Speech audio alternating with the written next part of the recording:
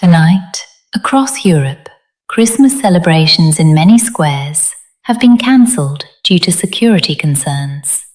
This is more than just news. It is the visible symptom, manifesting in reality, of all the data trends we have long analysed. A parable about home is becoming the reality of civilization. Perhaps the story of civilization was never about curves on spreadsheets. It is an older story, a simpler story, a story about home.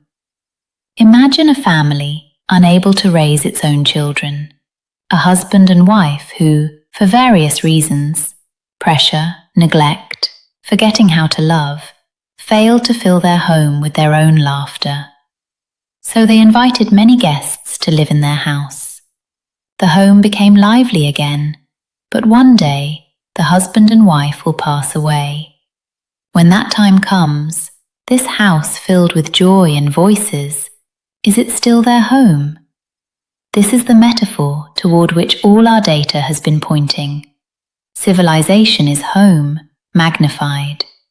The data we collected, immigration percentages, crime rates, welfare burdens, fertility numbers, all of it measures one thing. Is this larger home raising its own children or depending on other people's children?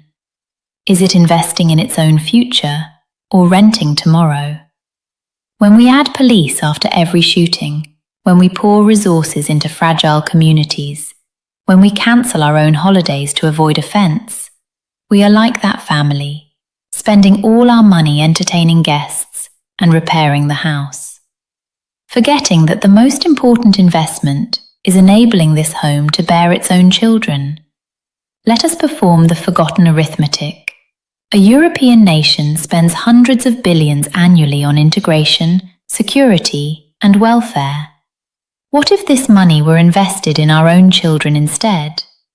Birth bonuses for millions of newborns, decades of free childcare and education, tax relief for families, career protection for mothers. We are not without resources. We simply placed our resources on a path that appears to be a shortcut, but actually mortgages the future. The flame of civilization is not GDP, not military power, not even technology. The flame is the we who are willing to sacrifice for the next generation. It is the promise that believes our children deserve a better future.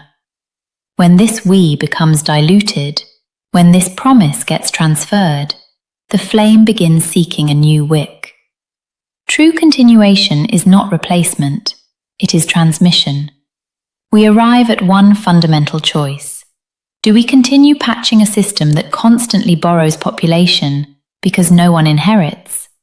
Or do we summon the courage to repair the root cause that makes our own people unwilling to give birth?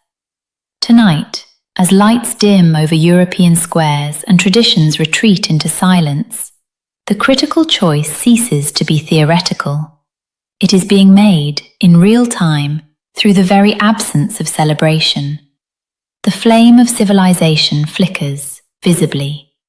The rekindling of this flame is not a matter of discrimination, race, or immigration. It is the fundamental duty to one's own continuity, the imperative to tend the fire we inherited, lest it fade into a memory. And this duty is universal. Every race, every culture carries a flame worth passing on. The question is not whether they should, but whether we remember how to tend our own.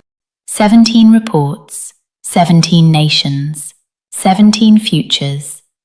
Data reveals risk. Charts display trajectories.